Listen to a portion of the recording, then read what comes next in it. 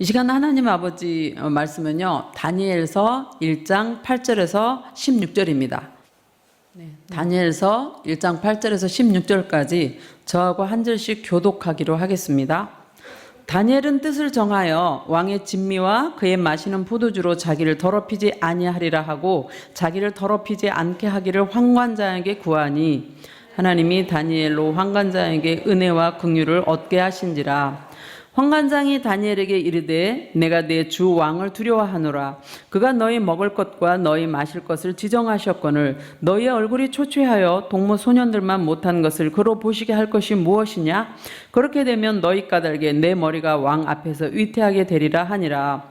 환관장이 세워 다니엘과 하나냐와 미사엘과 아샤라를 감독하게 한 자에게 다니엘이 말하되 청하오니 당신의 종들을 열흘 동안 시험하여 채식을 주어 먹게 하고 물을 주어 마시게 한 후에 당신 앞에서 우리의 얼굴과 왕의 진미를 먹는 소년들의 얼굴을 비교하여 보아서 보이는 대로 종들에게 처분하소서 하매 그가 그들의 말을 쫓아 열흘을 시험하더니 열흘 후에 그들의 얼굴이 더욱 아름답고 살이 더욱 윤택하여 왕의 진미를 먹는 모든 소년보다 나아 보인지라. 함께요. 이러므로 감독하는 자가 그들에게 분정된 진미와 마실 포도주를 제하고 채식을 주니라. 아멘. 오늘 이 시간에는요, 하나님께 사랑받았던 다니엘을 생각해 보려고 합니다. 다니엘은 어떤 상황에서도 낙심하거나 좌절하지 아니하고 하나님께 기도했던 그런 사람이죠. 그는 언제나 하나님께 우선순위를 둔 사람이고요. 하나님께 영광 돌리며 하나님의 뜻대로 살려고 성령님을 의지하고 살아갔던 그런 사람입니다. 오늘 다니엘서 1장에서는 다니엘의 어려운 상황 가운데 있었던 소년 시절이 나타나고 있습니다. 그래서 본문 제목을 뜻을 정한 다니엘이라고 이렇게 잡았는데요. 다니엘이 뜻을 세우기까지 어떤 시대를 맞이했고 그리고 그가 그 시대 가운데서 어떤 환난을 당했으며 그 환난 가운데서 어떻게 뜻을 정하게 되었는지 그리고 하나님께서 어떻게 그가 승리하도록 인도하셨으며 이끌으셨는지를 함께 살펴보면서 은혜를 나누려고 합니다. 첫 번째 이제 다니엘이 환난을 당했는데요. 환난의 이유가 오늘 읽지 않았지만 1장 1절부터 쭉 그 배경이 나오고 있어요. 그래서 다니엘이 소년이었을 때 유대 나라가 처했던 그 배경을 먼저 살펴보자면 1절에 유다 왕으로 누가 나오냐면 여호야김이 나옵니다. 그러니까 여호야김이 유다 왕으로 있을 때 당시 세계 최강국인 그 바벨론의 느부갓네살 왕이 유다 나라를 공격하죠. 쳐들어옵니다. 이거는 우연이 아니고요. 역사를 주관하시는 하나님이 당시 세계 패권을 잡은 그 바벨론을 통해서 하나님께 범죄한 우상 숭배하며 하나님을 멀리하고 하나님을 배신한 그런 이스라엘을 치시는 그런 장면인 거죠. 그걸 어떻게 하냐면 그 내용이 이사야 39장 6절 7절에 그 일이 있기 전에 먼저 이렇게 예언이 되어 있습니다. 제가 쉬운 성경으로 읽어보자면 보아라 장차 네 왕궁 안에 있는 모든 것을 바벨론에게 빼앗길 날이 올 것이다. 내 조상들이 이날까지 모아놓은 모든 것을 빼앗길 날이 올 것이다. 아무것도 남지 않을 것이다. 여호와께서 또 말씀하셨습니다. 네가 낳은 네 자녀들도 사로잡혀 갈 것이다. 그들은 바벨론 왕의 왕궁에서 내시가 환관이 될 것이다. 이렇게 말씀하고 있습니다. 그 말씀처럼 바벨론은 이스라엘의 수많은 백성을 포로로 잡아서 바벨론으로 끌고 갔습니다. 그 포로 중에는요 16살밖에 되지 않은 소년 다니엘과 그의 세 친구들이 포함되어 있습니다. 바벨론의 그 느부갓네살 왕은 포로로 잡아간 그 사람들 중에서 왕족과 귀족 출신을 이제 고르라고 하죠. 그래서 그 가운데서 잘생기고 건강하고 그리고 지혜와 총명이 있는 자를 골라가지고 3년 동안 바벨론에서 국비로 그들을 먹이면서 교육을 시키라고 명령을 합니다. 이유는 그 자기 황궁에서 바벨론 왕을 느부갓네살 왕을 잘 보좌하게 하려는 그런 목적이기도 하고 또 하나는 이스라엘의 포로 중에 지식이 많은 영재들이 서로 힘을 합해가지고 마음을 합해가지고 혹시 반란을 일으킬까라고 하는 그거를 사전에 이제 방지하고 왕궁에 그 사람들을 묶어두려는 그런 속셈으로 보입니다. 그렇게 뽑힌 사람 중에 다니엘도 있었고요. 다니엘의 세 친구인 하나냐, 미사엘, 아샤라도 포함되어 있습니다. 그들은 이제 바벨론 왕궁에서 큰 시련을 당하게 되죠. 그래서 두 번째로 시련의 내용을 살펴볼 텐데요. 다니엘과 그 세 친구는 바벨론에서 학문과 언어, 바벨론의 문학을 배워야만 하는 상황에 놓이게 됩니다. 이스라엘에서는 신본주의로 하나님의 말씀을 배웠던 이 다니엘과 세 친구들이 졸지에 갑자기 바벨론의 학문을 배워야 되고 그리고 말을 배우려고 하니까 엄청나게 힘들었을 것입니다. 그런데 포로된 백성들이니까 시키는 대로 할 수밖에 없는 그런 상황인 거죠. 바벨론의 왕이 이스라엘의 그 영재들에게 바벨론 교육을 시키고 바벨론 말을 배우게 하려는 그런 목적이 있죠. 이스라엘의 그 정신을 바벨론화 시켜가지고 바벨론 사람처럼 만들게 하려는 그런 왕의 목적입니다. 그런 목적 아래 포로로 잡혀간 그 사람들 중에서 뽑힌 그 사람들의 이름까지 몽땅 다 바벨론식으로 바꿔버리는 모독을 행합니다. 이거는 마치 우리나라가 일제치하 있었던 그 시기를 한번 생각해 보시면 이해가 가죠. 일본은 우리나라를 일본화 시키려고 일본말을 쓰게 만들었고 신사참배를 시켰고 창씨개명한다고 일본식으로 그 성과 이름까지 바꿔버린 그런 예하고 비슷한 상황이 지금 벌어지고 있는 거죠. 시련은 그것만으로 끝나지 않았습니다. 5절에는 느부갓네살 왕이 왕족과 귀족의 자녀들 가운데서 뽑힌 그 소년들에게 3년 동안 매일 왕이 먹는 음식과 마시는 포도주를 주면서 그것을 먹고 왕궁에서 왕을 잘 보좌할 만한 건강을 얻도록 그렇게 만듭니다. 당대 최고의 그런 대우를 받고 있다라고 볼 수도 있는데 그냥 별 생각 없이 아 그래 왕궁에서 이걸 먹어야 되는구나 라고 받아들인다면 하나님께서 포로로 잡혀온 우리들을 아마 위로하시나 보다 라고 그렇게 받아들일 수도 있었겠죠. 그런데 그건 아닙니다. 그러니까 우리도 자칫하면 어떤 난감한 상황 가운데서 벌어지는 그런 주위의 상황을 보고 아 하나님이 나를 그래도 위로하고 이렇게 이끌어 주시네라고 혼자 생각하고 판단하면 그건 곤란한 지경이 있을 수가 있죠. 그거 아니죠. 왕의 진미와 포도주는요 절대 하나님의 뜻도 아니고 하나님의 위로도 아니었습니다. 이 음식은 하나님을 섬기는 이스라엘 백성들에게는요 부정한 그런 음식이었습니다. 왜냐하면 바벨론 임금이 내려주는 그 음식이 왜 부정한 음식이었느냐면 느부갓네살 왕은 자기가 밥을 먹기 전에 자기 그 식사할 거에서 먼저 덜어가지고 그러니까 왕 혼자 먹을 게 아니죠.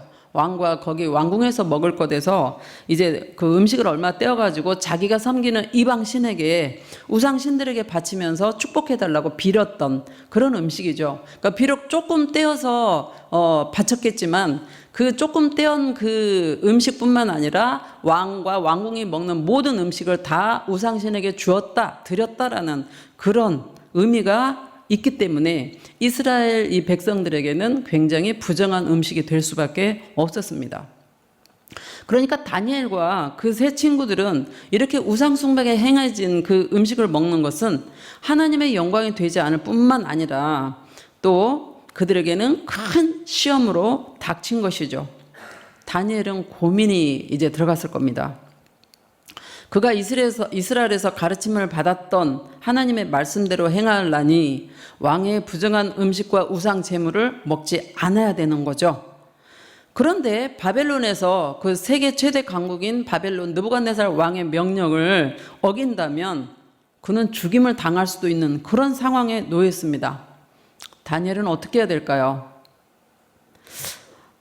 먹자니 하나님께 죄를 짓고 하나님께 영광이 절대로 안 되는 거고 안 먹자니 목숨을 잃을 수 있는 그런 상황인 거죠. 우리를 한번 잠깐 생각해 보기를 원합니다. 우리도 오늘날 이 다니엘처럼의 그런 상황까지는 아닐지라도 선과 악의 선악 간의 결단을 해야 할 그런 상황들이 우리에게 굉장히 많이 주어지고요. 그런 일로 인해서 갈등에 쌓여지는 순간들이 찾아옵니다. 이럴 때 우리는 어떻게 하십니까? 나에게 주어진 이 상황 어쩔 수 없잖아. 하나님도 아시는 거잖아. 그렇게 하면서 어쩔 수 없어 하고 별 생각 없이 그냥 그 상황에 순응하고 쉬운 편을 택해버리는 그런 우리입니까? 아니면 하나님 잠깐만 이건 어쩔 수 없잖아요. 하나님이 이해해 주셔야 되는 거죠. 라고 하면서 그냥 자기 편한 대로 택해서 행동을 합니까?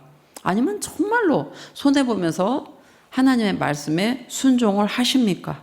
분명한 것은 잠깐만요. 하나님 잠깐만 눈 감으세요. 어쩔 수 없잖아요. 라고 생각하고 행동하는 그 동안에 우리는 잠깐이라도 주님을 부인하고 있는 오류를 범하는 그런 결과를 맞게 되는 거죠.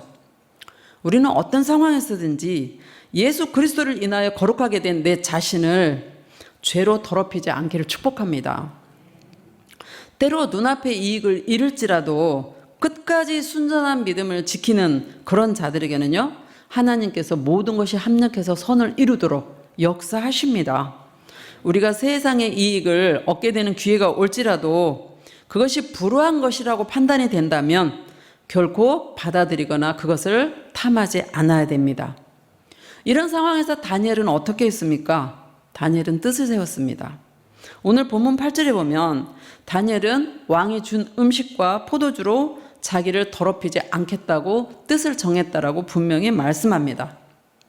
다니엘이 하나님의 명령에 지키고 순종하겠다라고 결심했다라는 그런 의미인 거죠. 하나님 앞에서 신앙의 순교를 지킬 것을, 그 신앙의 정조를 지킬 것에 우선순위를 두었다라는 그런 말입니다. 다니엘이 그런 결심을 하기까지 얼마나 수없이 많은 생각이 그를 지나갔을까 잠깐 생각을 해봤어요.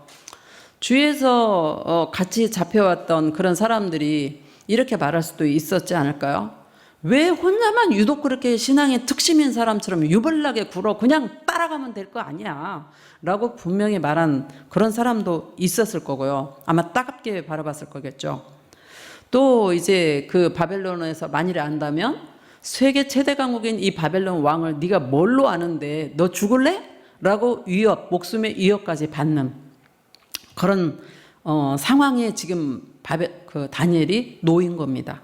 그런데 다니엘은 하나님께서 분명히 사랑하는 이 이스라엘을 이렇게 바벨론에 붙였을 때는 하나님의 어떤 내가 알지 못하는 뜻과 이스라엘 백성을 향한 신실하심이 있으실 거야 라는 그 믿음, 그리고 하나님을 사랑하는 그 마음으로 죽을 각오를 하고 이제 뜻을 세운 거죠.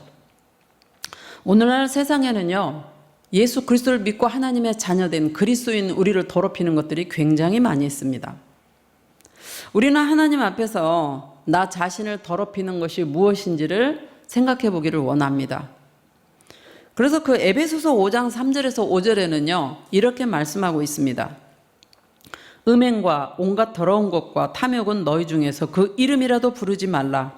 이는 성도의 마땅한 바니라. 누추함과 어리석인 말이나 희롱의 말이 마땅치 아니하니 돌이켜 감사하는 말을 하라. 너희도 이것을 정령이 알거니와 음행하는 자나 더러운 자나 탐하는 자 곧 우상 숭배자는 다 그리스도와 하나님 나라에서 기업을 얻지 못하리라. 아멘입니다.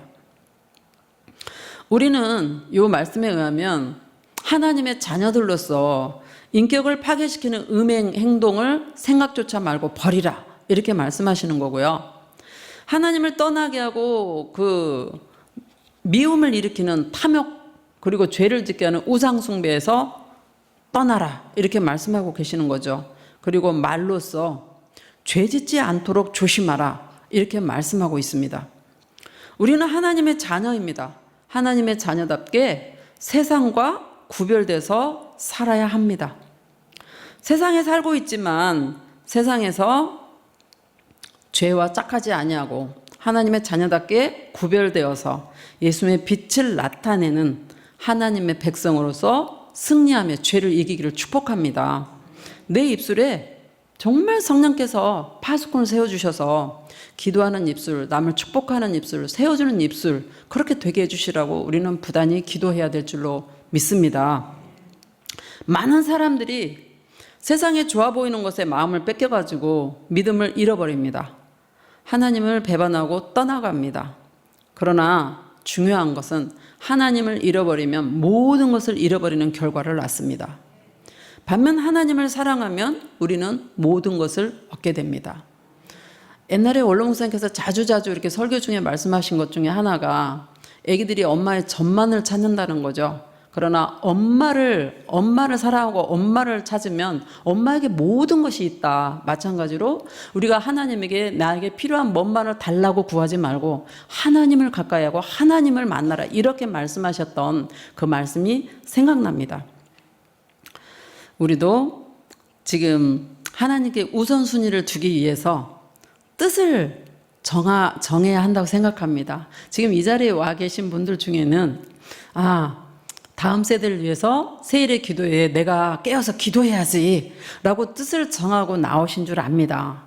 그럼 뜻을 정하셨으면 내가 좋아하는 TV에 연속곡을 한다 할지라도 TV를 끄고, 왜냐하면 중요한 것과 내가 또 좋아하는 것을 동시에 할 수가 없는 거죠. 뭔가 하나는 희생해야 되는 거죠. TV 딱 끄고 예배자리에 나오는 자세, 그리고 내가 좋아하는 그 어떤 것에도 마음을 빼앗기지 아니하고 성령님만을 의지해서 이 자리에 나와서 모이게 힘쓰고 나라를 위해서, 교회를 위해서, 정말 목회자들을 위해서, 자녀를 위해서, 가정을 위해서 그렇게 기도하는 우리가 되기를 축복합니다. 기도하려는 그런 뜻을 세우고 이제 끝까지 꼭 세일의 기도회 뿐만 아니라 세일의 기도회 끝나고 이제 며칠이 있으면 또 11월 달에 특성충이더라고요. 복 받은 거죠. 계속 기도에 우리가 묶여서 하나님 앞에 기도할 수 있다는 거 얼마나 감사합니까? 하나님 주시려고 기도를 시키시는 겁니다. 그 기도에 끝까지 올래 또 우리가 이 살아있는 끝까지 기도에 완주하는, 기도로 승리하는 우리가 되기를 축복합니다. 뜻을 정한 다니엘은요, 하나님만을 절대로 의지하는 신앙의 자세가 그에게 있었습니다. 다니엘은 하나님 말씀에 순종하려고 우상 숭배했던 그 음식을 먹지 않고도 자기들의 얼굴과 그리고 그 왕의 진미와 포도주를 먹은 사람들의 얼굴을 비교해 봤을 때 자기들의 얼굴이 분명히 더 좋은 결과가 있을 거다라고 확신을 했습니다. 그에게는 믿음이 있었던 거죠. 그래서 환관장에게 당돌해 보이는 이런 말을 합니다. 8절에 보면 왕이 준 음식과 포도주로 내가 더럽히지 않게 해달라고 말을 하죠. 그러니까 환관장이 10절에 뭐라고 말을 하냐면 쉬운 성경으로 제가 적어왔는데요. 이렇게 말하죠. 그렇지만 나는 나의 상전이 두렵다. 왕께서 너희가 먹고 마실 것을 정해 주셨는데 너희가 이 음식을 먹지 않아서 너희 얼굴이 다른 또래 젊은이들보다 못하게 보인다면 그 때문에 내 목숨이 왕 앞에서 위험하게 되지 않겠냐? 라고 이렇게 말하는 거죠. 다니엘은 환관장이 말은 부드럽게 했지만 안 돼라는 그거의 말에 마음을 포기하지 않습니다. 그리고 이번에는 누구한테 찾아가냐면요, 환관장이 다니엘과 그 세 친구들을 잘 감독하도록 세운 감독관을 찾아갑니다. 그래서 감독관에게 12절과 13절에 보면 뭐라 그러냐면 우리에게 열흘 동안 채식과 물만 좀 주라고, 그리고 열흘 후에 왕의 진미와 포도주를 먹는 소년들과 우리 얼굴을 한번 비교해 보라고 이렇게 말하는 거죠. 비교해서 당신 마음에 오는 대로 우리를 처분하라는 거예요. 죽여도 좋다라는 겁니다. 죽음을 각오한 그 목숨을 건 그 말에 하나님도 감동하셨을 것 같아요. 그래서 하나님께서 그 감독관의 마음을 움직이십니다. 그래서 감독관이 다니엘의 그 제안을 받아들입니다. 그리고 14절에 열흘 동안 시험을 합니다. 우리는 이미 성경을 읽어서 내용을, 결과를 다 알아요. 그러나 우리 사람의 상식으로 한번 생각해 봅시다. 열흘 동안 물하고 채소만 먹어요. 한쪽에서는 왕이 주는 진미와 포도주를 먹습니다. 각종 고기를 다 먹습니다. 그러면 열흘 후에 얼굴을 딱 보면 어떤 얼굴이 더 빛나고 포동포동하고 아름다워 보여야 맞습니까? 당연히 고기 먹고 왕의 진미와 포도주입니다. 그런데 열흘 후에 어떻게 됐어요? 말씀에 의지해서 순종한 결과가 15절에 뭐라고 나오냐면요, 열흘 후에 그들의 얼굴빛이 왕이 내린 음식을 먹은 소년들의 얼굴빛보다 좋고 건강하게 보였다라고 이렇게 말합니다. 상식이 깨진 거죠. 기적이 일어났습니다. 감독관은 그것을 보고 어떻게 이제 결정을 하냐면 다니엘과 세 친구에게 왕의 진미와 마실 포도주를 안 주면서 계속 채식만 주었다. 물만 주었다. 16절에 그렇게 말씀하고 있습니다. 신명기 8장 3절은 우리에게 이렇게 말씀합니다. 사람이 떡으로만 살 것이 아니요 오직 하나님의 입으로부터 나오는 모든 말씀으로 살 것이니라. 아멘입니다. 우리는 세상에 살면서 밥만 먹고 사는 게 절대로 아니죠. 우리의 영적인 양식은 하나님 아버지의 말씀입니다. 하나님 아버지의 말씀에 의지해서 그 말씀에 순종하며 살아야 합니다. 내 뜻과 내 생각대로가 아니라 하나님 아버지의 말씀을 의지하고 살아갈 때 우리는 승리하게 되어 있습니다. 믿음은 모험이죠. 용기가 없는 사람은 믿지 못합니다. 적당하게 믿고 적당하게 행하는 자에게는 결코 하나님이 주신 어떤 체험 경험을 맛보지 못합니다. 이렇게 다니엘이 채식만 먹으면서 우상 숭배한 음식을 먹지 않냐고 하나님 말씀에 순종하면서 자기 신앙의 순결을 지키려고 노력한 그 다니엘은 마지막으로 복을 받습니다. 그래서 복 받는 장면을 보면 다니엘이 말씀에 순종하면서 하나님께 받은 복은 몇 가지로 나타나요. 오늘 읽지는 않았지만 17절을 보면 학문과 지식의 복을 받은 거가 나타납니다. 하나님은 다니엘뿐만 아니라 이 세 친구, 그러니까 네 사람에게 지혜를 주셔서요. 그들이 문학과 학문에 뛰어나게 만드십니다. 이 세상에 있는 그 학문이 사람의 생각대로 사는 인본주의자들에게 학문이 있고 지식이 높은 박박사들은요. 내가 열심히 해서 나는 똑똑해서 이러지라고 하면서 교만하게 됩니다. 그러나 자기가 최고라는 그 교만한 그런 사람들에 비해서 하나님의 백성들이 하나님을 정말 섬기면서 하나님께 기도함으로 공부하고 하나님의 영광을 위해서 공부했던 그 사람들에게 이런 지식은요 하나님의 의를 나타내는 도구가 됩니다. 왕이 다니엘과 그 세 친구를 테스트를 하죠. 느부갓네살 왕이. 그러니까 바벨론의 어떤 주술사보다도 지혜와 판단력이 10배나 뛰어났다라고 10배랍니다. 10배나 뛰어남을 알고 느부갓네살 왕이 다니엘하고 세 친구를 등용을 하게 되는 거죠. 그래서 왕궁에서 일하도록 만듭니다. 또한 말씀에 순종함으로 다니엘은 어떤 복을 받냐면요. 장수의 복을 받습니다. 21절에 보면 다니엘은 고레스 원년까지 정부의 관료로 살게 돼요. 이거를 주석을 보니까 학자들이 약 70년이라고 그렇게 말을 하고 있는데요. 대단한 거죠. 그것도 계속 관료로 쓰임을 받습니다. 한 가지 더 저는 생각을 해봤는데 다니엘이 이렇게 위대한 뜻을 정했을 때 다니엘로 인해서 그 세 친구들에게 얼마나 영적인 영향력을 주고 힘을 줬겠는가 이거를 한번 생각해 봤습니다. 우리 사람들은 서로 영향을 주고 받는 그런 관계인 거죠. 만일에 다니엘이 뜻을 정하지 않고 우리는 어쩔 수 없잖아. 왕이 주는 이거를 안 먹으면 우리 죽잖아. 어쩔 수 없어. 하나님도 아실 거야. 라고 이렇게 합리적으로 생각하면서 그냥 그거를 먹고 바벨론에서 시키는 대로 그렇게 했다면 이 다니엘의 세 친구들이 과연 목숨을 내걸고 이 다니엘과 같이 하나님만을 섬긴다고 그렇게 나올 수 있었을까? 그 생각이 들었어요. 그럴 수도 있었을 것입니다만 저는 그게 안 됐을 거라고 생각을 해요. 우리 자녀들도 좋은 친구를 그래서 만나야 되고 하나님을 경외하는 자들을 사귀어야 되고 기도해야 되는 거고 내가 역시 남에게 그 영향력을 입힐 수 있는 좋은 사람이 되어야 합니다.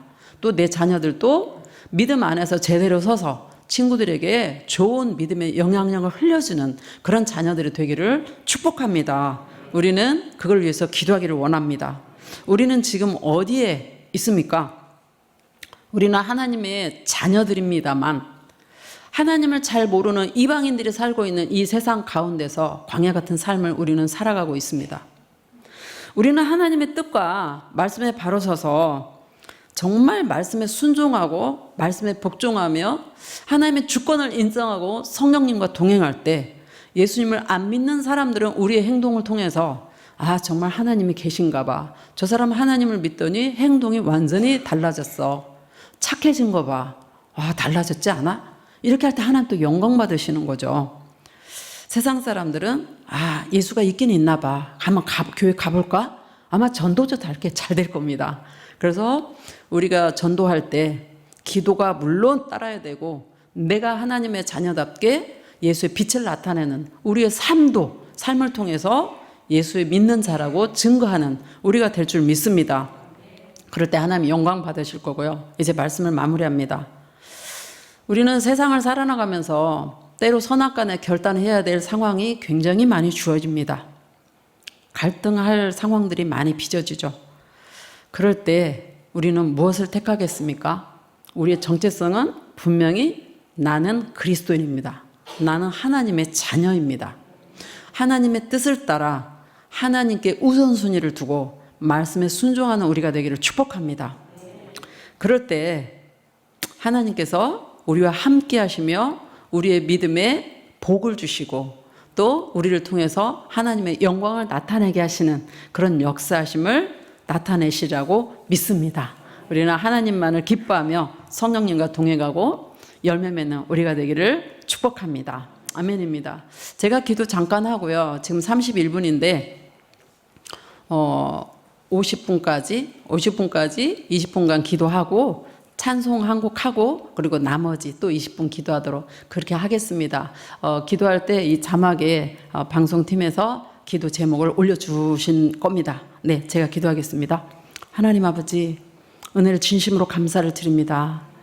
우리를 사랑하시고 택하시고 구원하셔서 하나님의 자녀 삼아 주시고 하나님 향해서 아빠, 아버지라고 부를 수 있는 이 엄청난 은혜와 특권을 주신 하나님 정말 감사를 드립니다. 이 광야 같은 세상을 살아나가면서 때로 슬프고 힘들지만 그러나 우리에게 이 광야 세상이 전부가 아니요, 나에게 영원한 삶, 시작도 끝도 없는 영원한 삶, 새하늘과 새 땅에서 하나님과 영원토록 살아갈 그 영원한 삶을 우리에게 주심을 진심으로 감사를 드립니다. 우리는 눈에 보이는 것을 따라서 향방을 정하고 살아가는 것이 아니라 우리 눈에 보이지 않지만 하나님을 믿음으로, 예수 그리스도를 믿음으로 성령님과 동행하는 우리가 되기를 간절히 원합니다. 보이지 않는 그것에 믿음의 가치를 두고 말씀에 순종하며 하나님을 기쁘시게 해드리는 성령님의 도구되는 우리가 되기를 간절히 원합니다. 성령님, 우리는 연약합니다. 우리 안에 계시는 성령님, 우리와 늘 동행하시고 우리의 생각을 주장하시며 우리의 행동을 인도하여 주시옵소서. 정말 하나님의 영광 나타내는 우리 삶이 될 수 있도록 도와주시고, 이 시간 성령님, 우리 기도할 때 우리에게 기도의 능력과 기도의 영을 부어주셔서 우리의 부르짖는 기도가 주 앞에 연락됨으로 응답받는 이 밤 되도록 주님 도와주시옵소서. 하나님 간절히 원합니다.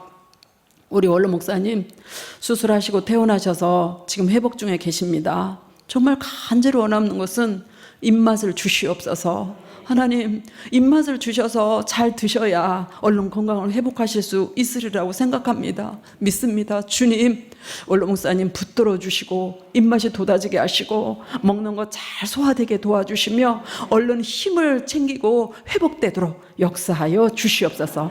함께 하심을 믿고 감사드리며 예수님 이름으로 축복하고 기도합니다. 아멘.